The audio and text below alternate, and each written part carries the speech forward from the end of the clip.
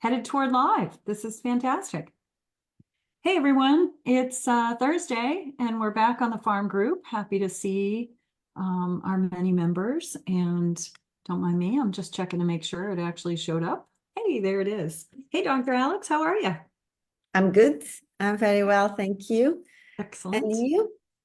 I am Birthday well. girl? Yeah, don't be throwing that out there. Yeah. Yeah. Oh No, well, it's okay. I we got my all go, snow. we all go through the motions. It's true. Every year, if we're lucky, we're on the other side of Yeah, the dirt. That's the exactly. goal. And I got my snow yesterday. Every year for my birthday, I always look for snow, and I got some flurries, so that's a good thing. There you So go. today, we were talking about a bunch of different things and what we wanted to share this week. And we decided that we would share information on raw food diet. We talk with our clients about this all the time. This is a very common conversation that we have. And we thought it would be wonderful to share with the farm group today. So I was introduced to raw diet with my cats, and I know several people that do it with their dogs. I haven't had a dog in a very long time, so I haven't been able to put this in practice, but you do put this in practice every day. Mm. And every day for many years now. I Yeah. mean, all my dogs have been fed raw diet. And we talk a lot with our clients too, because, there's a lot of dogs on kibble, which bring a lot of problems, but we will talk about it as we go Yeah. along. So what brought you to raw initially, Dr. Alex? What made you do that transition for your animals? Well, it was quite a natural and logical process because my first degree is food engineering. And as a part of the first degree, we had to visit a lot of factories, not only that process food for human consumption, but also for pets. Mm. So after visiting uh, two factories of very good brands, which I will not mention the name, but that are in the market all over the world and have quite a good reputation. So it wasn't one of these brands that they are very cheap and They're very well established, it really sounds like, the not ones that you were really, touring. yeah.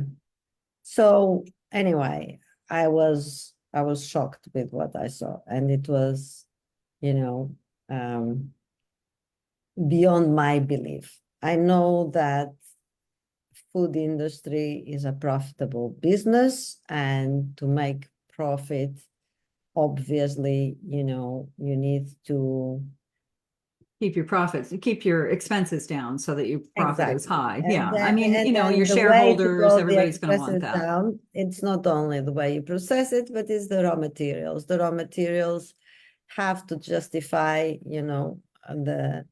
the cost of everything else until the product gets to the shelves. But I think it even, because it's pets, it's incredible. It's anything that we generally do not eat, from the hoofs to the horns, everything is Mhm. processed. Yeah. And it's so bad quality that uh, what they do is they first mince everything into a pulp, and then in order to kill the bacterial load, it's elevated at very, very high temperatures to kill everything. So obviously you have nothing. You Yeah. have no longer you have So food. you wouldn't feed that to your child. And, that's why you had said what holds true for humans and human food holds true for your dogs and cats, with regard to their food. Yeah, And and if and we and eat better, we live longer, we're healthier, and it follows along with them as well. absolutely. And not only that, but kibble, it's like feeding your child a biscuit that, okay, even if you put in that biscuit, and we have ways of doing that now with all the minerals and all the knowledge. You know, the Mhm. food of astronauts is pretty Sure. much Yeah. reconstituted food, but they survive on that for a period of time, not Time. year Right. after year, Right. day after day. So it's like feeding your child a dry biscuit every single day and For saying, every okay, meal. here it's Yeah. everything, Yeah. you know, live on this So day in, day. the benefits of going raw, stepping away from the dry, are numerous. I mean, that's one of the reasons why we talk to our customers about this, to the folks that are interested in learning more about the health for their animals. And you've seen this with your dogs, and you're probably seeing this now because you just got a new dog and he was not experiencing the level of phenomenal food that you're feeding him now. So tell us a little bit about what it's been like with his transition and what you're starting to see, because you haven't had him for very long. No, I mean, he came very, very skinny. And to be honest with you, although, you know, he is eating raw at the beginning, he was throwing up, you bit, and after a while, everything would come out again. But I think his stomach was also so small. Yeah, yeah. Um, But what are you seeing with the health benefits now that he's getting this raw diet, this really clean food for him, well, or what you he's expect to fine. see? He loves it. He loves it now. Um, and is putting on weight nicely. His coat is the first thing I'm noticing. It's becoming much more shinier, less matted as well. And hopefully, you know, you will not have energy you always had. When he shoots out of that door and he finds himself on the street. I know. So yeah, we should tell people that we almost were late today because Sage decided to go for a Yeah, little jaunt. yeah. Very So tubercular, that good increased dog. energy. Obviously you've seen his digestion become better already. Yeah, Um, and the code is much better. yeah, But yeah, you know, it's not only what you see, what it changes, but it's what you save in the future. absolutely. Absolutely. So, um, it really boils down to this. Dogs and cats are best fed what they have biologically evolved to eat. And And cows and right, every single exactly, creature in this exactly. Yeah, planet, you yeah, know, mad yeah. cow disease. Processed food, people, etc. None of us should be eating the processed food that's out there. Yeah, It's great for a convenience if it's something that you do temporarily or what have you, but ultimately to have longevity and health and strength, if we're eating what we've evolved to eat, then we're stronger and better.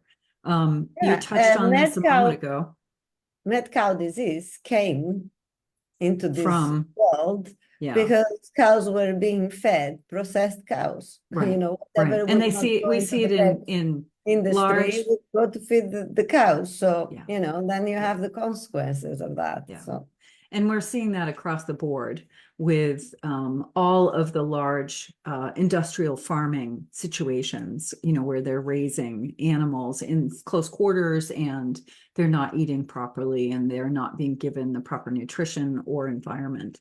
But, talking about the brand or the price of the packaged food, like there's some food out there that you can pay a lot of money for. If you have a big dog, like I see people with, there's one place that I go into to buy some of the things that I get for the cats. And their primary customer are canine. And you see these people with giant dogs and these massive bags of food that they're walking out with. And that they're spending hundreds of dollars, every couple of weeks when they could actually be doing it this way. They could do the raw, the fresh meat, the bone, the vegetables, and they would see the evidence. They would see the results of them being stronger, regardless of the brand or the price of the packaged food. There are even You know how they're doing food, what do you call them? Subscriptions for people? Do you see that over in the UK as well? No. No, never heard Over about. here, over here they're doing a No. lot and they're, tailoring diets for people. And they're doing that for animals now too, where they'll ship you their food. Yeah, yeah, I know. It's a big business. So let's talk about the drawbacks. You touched on this briefly. Yeah. So even if it's not a brand food, but the majority of brand foods are cooked foods. So cooking destroys 70% of the nutritional value of the food. So, which, okay, you could compensate in other ways, but in terms of dogs, it makes it exceedingly difficult for the dog to digest because the dog did not evolve to eat cooked food. Mhm. Dogs come from wolves. Wolves are predators. Dogs are predators. And the stray dogs will hunt as well. And they will feed on mice, squirrels, birds, whatever they can put their jaws in. But not cooked food. It will be, a very minimal part. Compromised. There's Yeah. the diet that they can get from the garbage. Again, brand foods may contain inappropriate chemicals and binders and preservatives, which the majority of the foods have, including ours. Mhm. And it's fine for some dogs, but we can see that over the last few years, for various reasons, the dogs are having very poor health and a lot of skin issues, allergic issues. You see dogs that become extremely allergic to chicken, for instance. Mhm. As well, of course, it will have to do with the way that the chicken has been raised. Again, it will have things that probably would not have if the chicken was grown organically and naturally and free range. But it's becoming very, very scary because dogs are getting reactions which can kill them just from what they eat. It Can we absolutely go makes them back? very, very sick. We're seeing a lot of sick animals now. And Hmm. and actually I want to just do a shout out around that because it was one of our members that reached out to me a couple of weeks ago who had told me about another group where people were having animals having really severe reactions to their foods. And she asked us if we would touch on that and talk about it. And with the other videos that we've done, we have actually gone through a bunch of those different things, but we wanted to talk about solutions today and getting away from these things that are causing the illnesses. So when you talk about things having high percentage of grain, including things like rice, one of the things that I was warned about years ago was chicory root. I guess that's another filler or what they consider a grain that they put into food, and it's really damaging to the animals. And then Can we go you, back to the other slide? Sorry, because we yeah, did miss no, absolutely.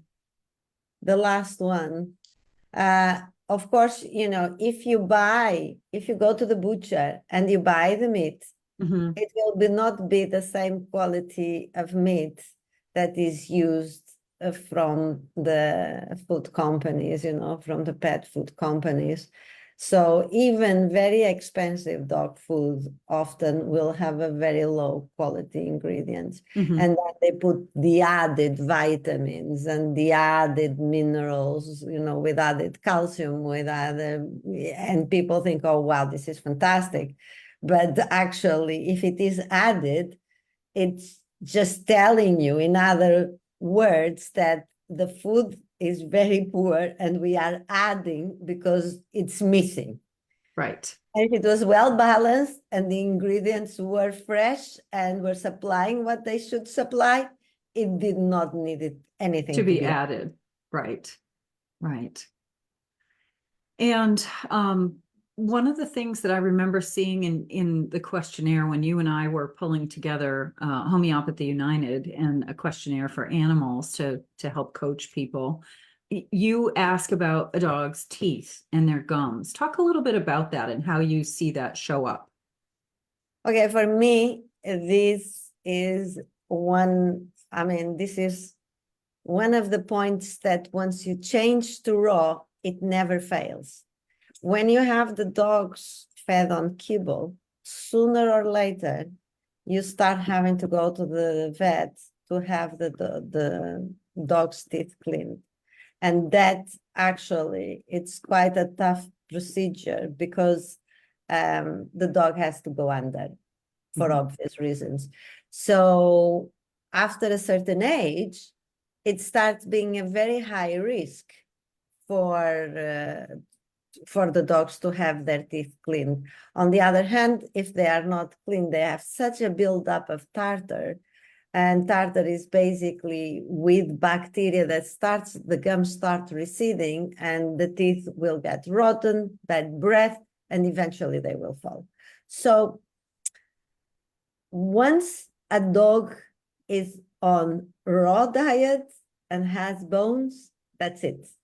Their teeth will always be impeccable. It's very difficult.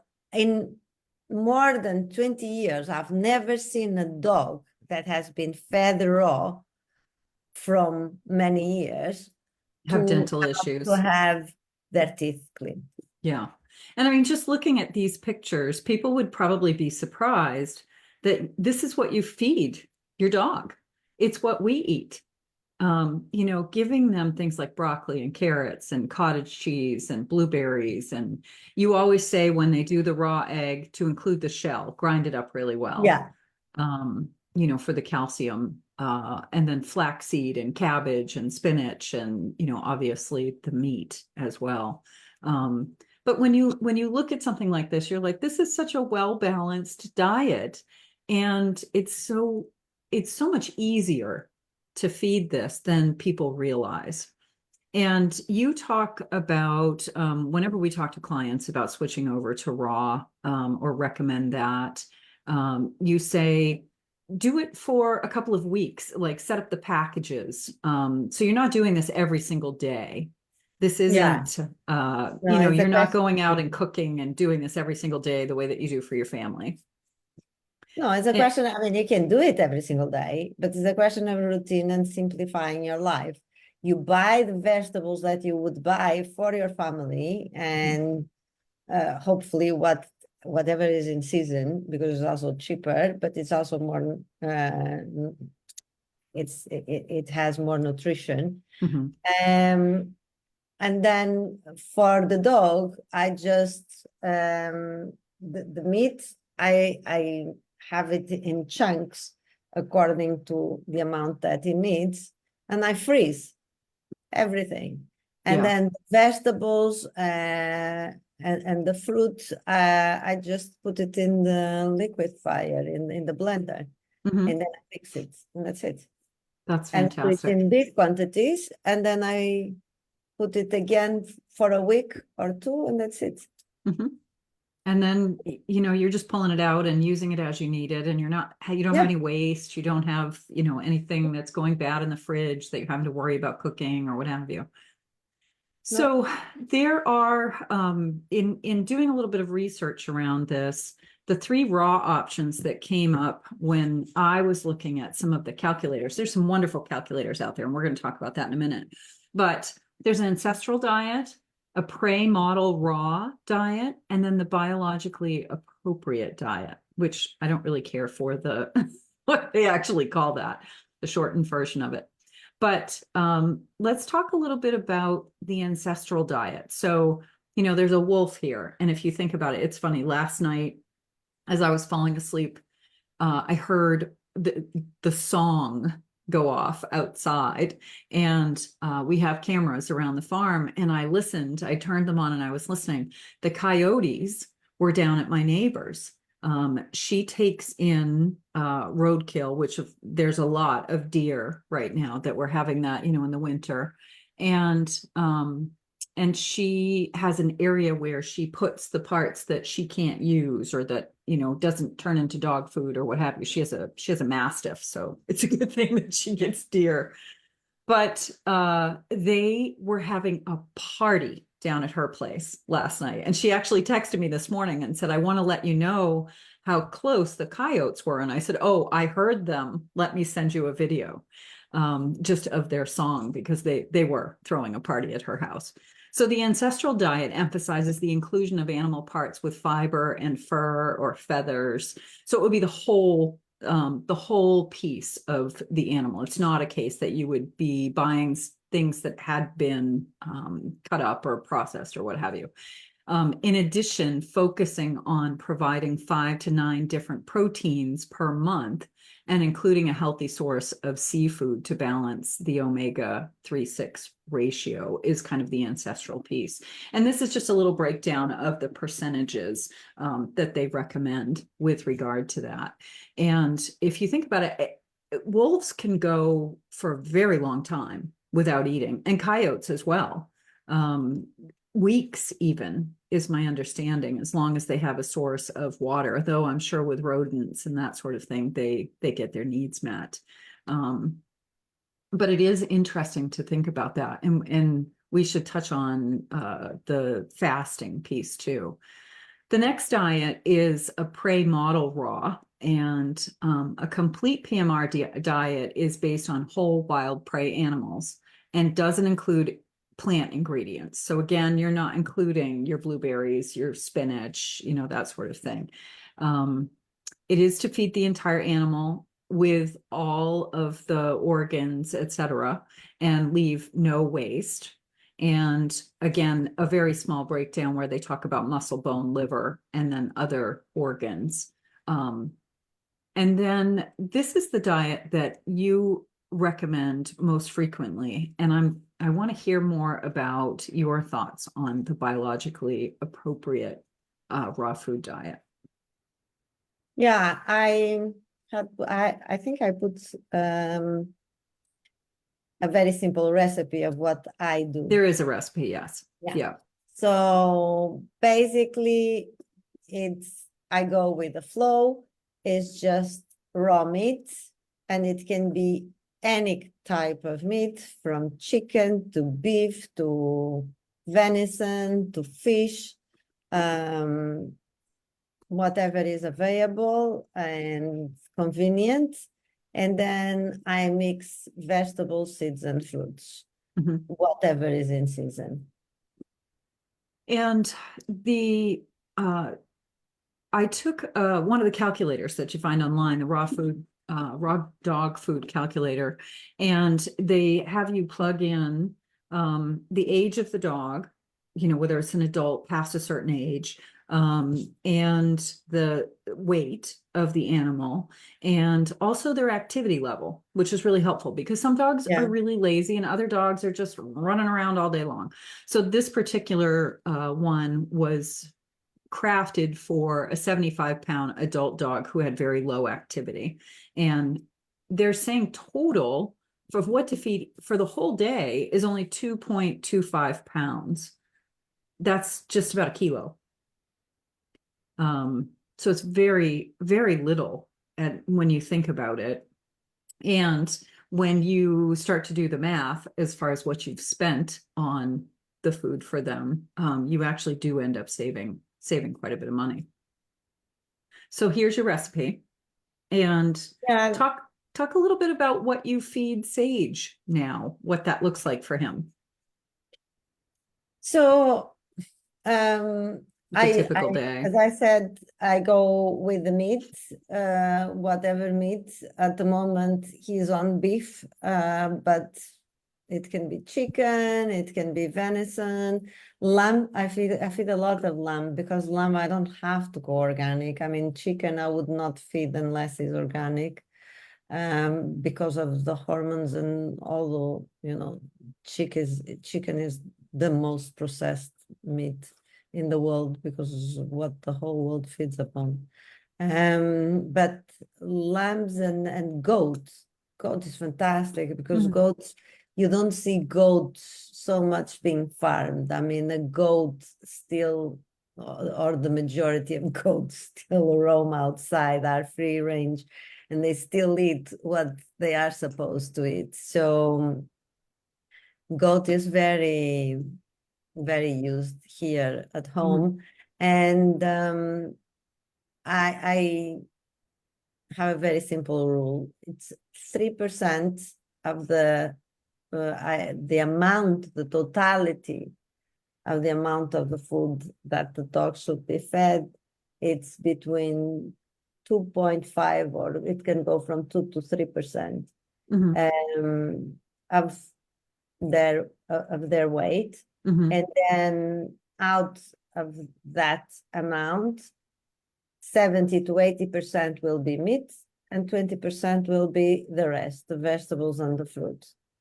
And so I sometimes now, for instance, with Sage, I have the beef, I have it minced because it doesn't touch any vegetable. So I blend all the spinach with the carrots or whatever vegetable, or the broccoli, and I make it very, very thin, mashed, and then I mix it with the minced meat and he eats it all. Because otherwise, if I was going to give him, let's say, a chicken leg, he would go through the chicken leg and he wouldn't touch the rest. He wouldn't eat his vegetables, just like a little kid. Exactly, exactly. So I use a little bit of mince to make them eat whatever they need to eat until they get used. I mean, my other dogs, you could give them a whole carrot and they would go through it in no time, and they wouldn't think twice. They would jump to a carrot or to a sweet potato like they would jump to a piece of meat. This one obviously is not used to that, so he's not there yet. But then it's eggs, 1-2 eggs a week, a tablespoon of yogurt or kefir, and that's it. You know, sometimes if I'm traveling, for instance, I'm not gonna go with the raw meat and everything after me. They'd look at you really funny if you went to the airport with a bag of raw dog food. They might look at you funny. No, but you know, we used to travel a lot of many days from for instance, from London to Greece. We usually take the car and the dog. So there, a few days they would eat a yogurt and a boiled egg, and it would be fine. You know, it's so easy. It's like feeding a kid almost. You know, without but they're less picky, and the bread and the rice. But they're less picky. And just on that thought, introducing things as you go, it's good to start slow with the things that you introduce. And Absolutely. Keep a record of it in the first month or two as you introduce things. You know, if you give them an egg for the first time, make sure that you write it down so that you can see if they have a reaction or a response to that. Because sometimes their body isn't prepared for that type of protein or vegetable or what have you. And it may take them a while to just kind of find that balance. And you'll figure out what amount of things to feed them that they respond well to and or not. And that leads us. Everything has to be slow because, you know, and that leads us to the detox process because they need to build up the bacteria in their gut to learn that they haven't had to digest the food.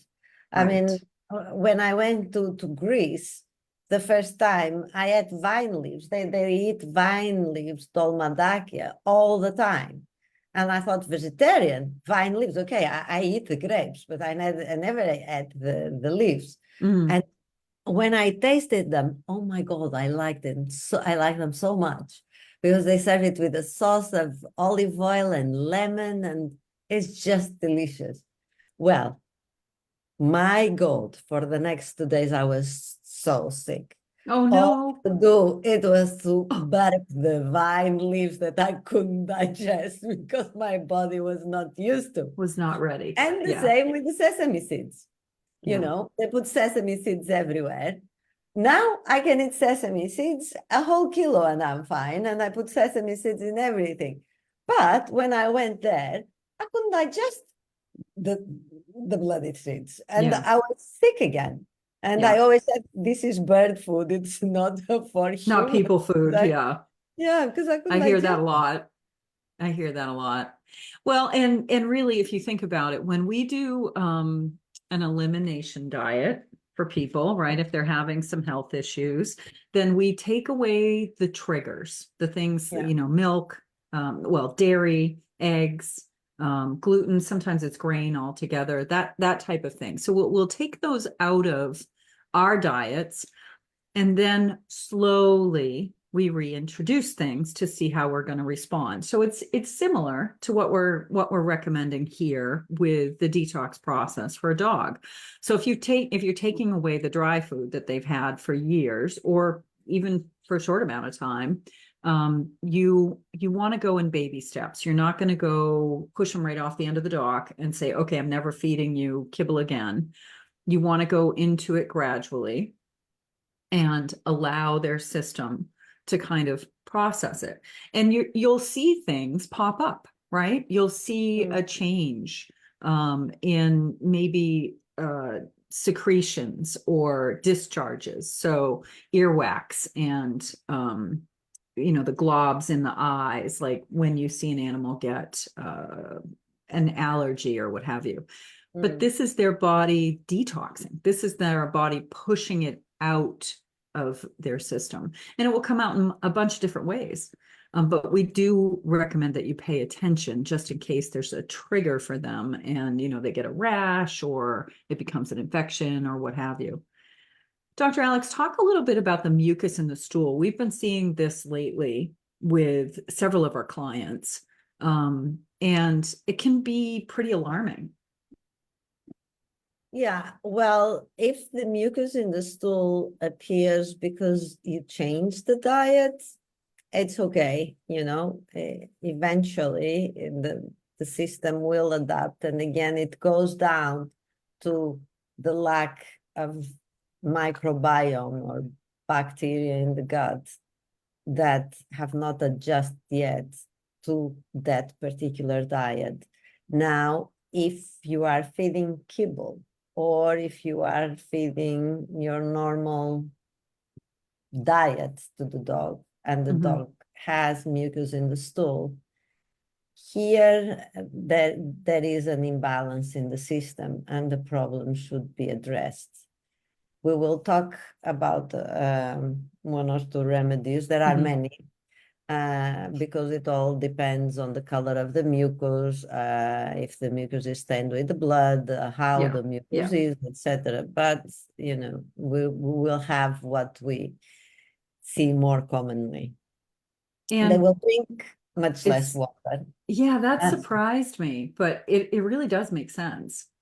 Yeah, because if you are feeding kibble, I mean, the poor dog, it dries the whole system. So they drink much more water to compensate. But if it is a raw diet, the meat is full of juice, the vegetables, the fruits, everything. So they need less water, and they will drink much less water because they are getting the moisture from the fresh food. And I would think it would be more, I don't know that bioavailable is the right word, but it would be easier for their body to take in the moisture if it's coming from their food, as opposed to eating absolutely. dry. Yes. Their cells are going to be able to extract that moisture a lot Absolutely. better. Much better. It will get much easier into the cell. And then there's the shedding, which you're starting to see, because Sage has been pampered a little bit. He's had couch privileges, which is not common in your house. No. So, you might want to step it up a little bit and get a couple of extra vacuum bags if you do decide to go through this process with your animals, because they will lose the unhealthy hair They will lose, just like we shed our skin, they shed their hair. And if they are going through detox process, that's one of the things that you're going to see soon. And the dead fur, the old, things that just aren't healthy, their body is just going to move that out. So you might find a lot more hair, at least for a little while. Hopefully it won't last too long. Yeah. So Outside the seasonal shedding, because they always yeah, shed twice a year. But yeah, when you yeah. change, you might see Yeah, in a the big middle of a season or something, increase you in might see shedding, and you added. think, hey, it's not Yeah, spring where's all yet. this coming Well, from, right? Bags where and is all bags this of coming hair. from? So I'll have to post a picture of a woman that I know. She has three, she has a shepherd and she has three, oh gosh, I can't think of the name of the dog. What was Lassie? Um, Polly. Say that Border again. Border collie, collie, border yes, collie. yeah, a collie, very long, the big full size one. She has three of those and a shepherd, and she posted a picture the other day that is just epic. How much hair came off one of her collies. So let's talk about supportive remedies for the change of diet, because always there are ways of supporting our animals as they go through these transitions. And a great remedy that we've talked a lot about in various different situations and issues has been Nux Vomica. It's definitely one of those got to have in your toolbox. Yeah, this is actually quite gross, but it is a hint for Nux vomica. So if you see, this is very common actually, the dog vomits about 2 hours after have eaten his meal, and then when he vomits, he goes and he eats immediately his vomit. You can even catch him on the process. Yeah, I have a cat that does that. I understand. So this is one indication for Nux vomica. The other thing that can happen is when they pass the stool, you can see them getting into position, into the squatting position, and then they have an urge, but either they don't pass anything and you just see them there making the effort and nothing comes out, or if they pass, they only pass very small quantities of stool, either, being proper stool or being diarrhea, one of the two. But this is, A keynote for that. yeah, Yeah.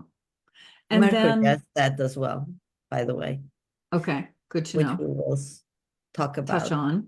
Yeah. And then the next one is calc carb. We just talked about this 2 weeks ago when we were talking about Cushing's and diarrhea after milk or dairy, and diarrhea of undigested food.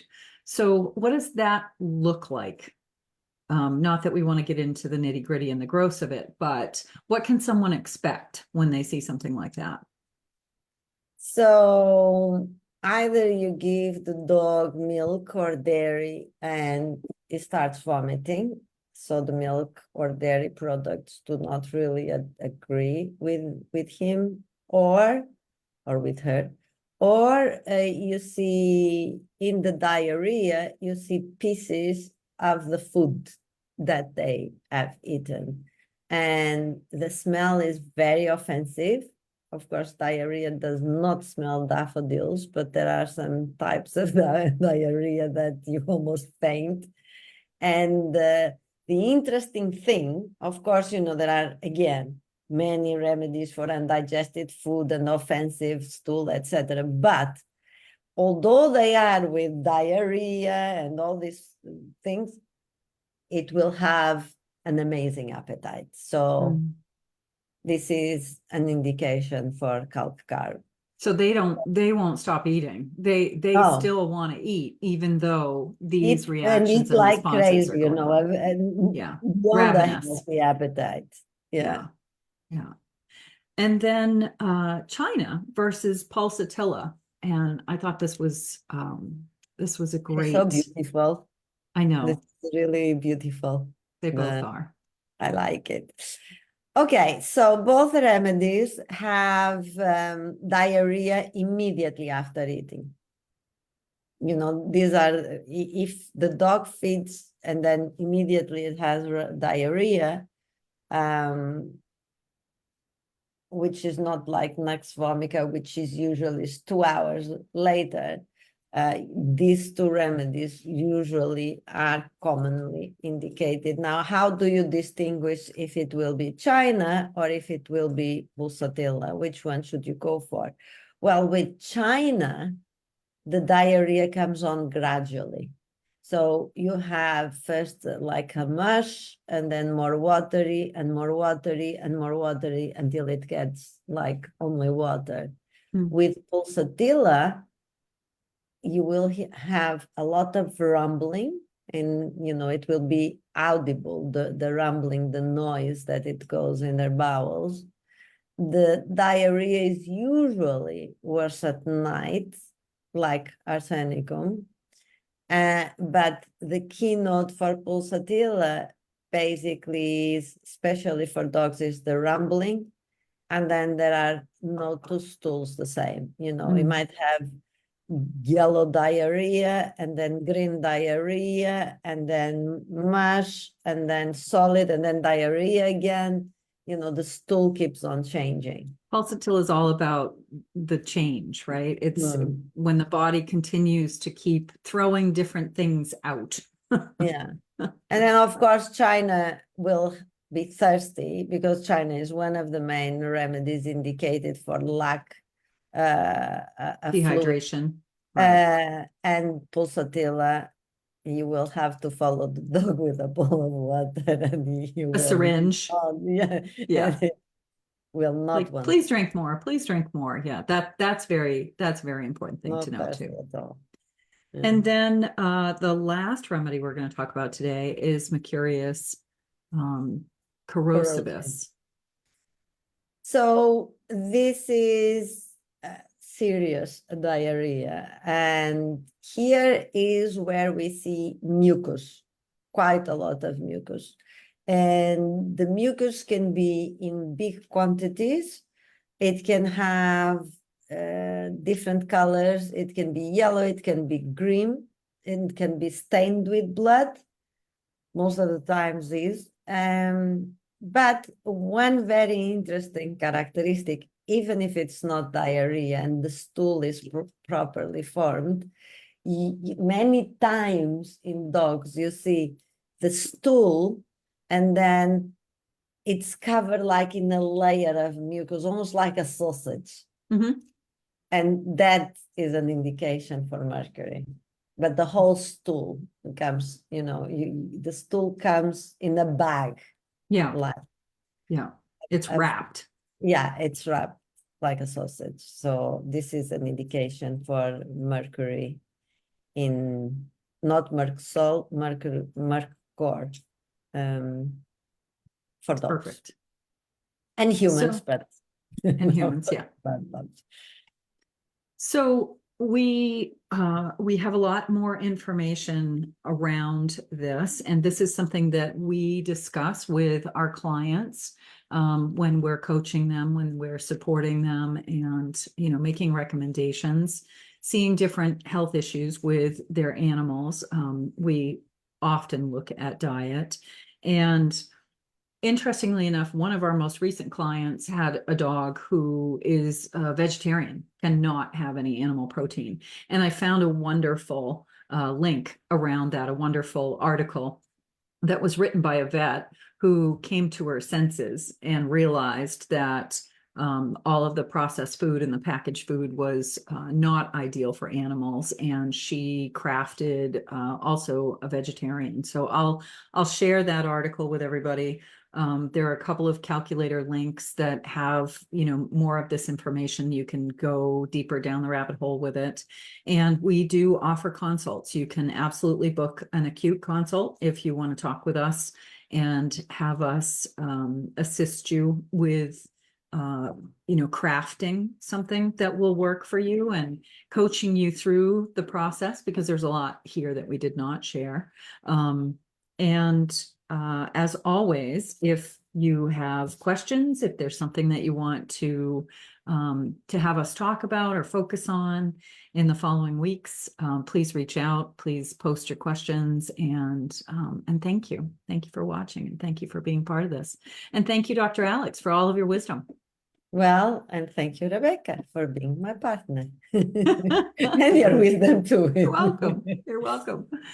All right, everyone, we'll see you in a couple of weeks. We hope you're well.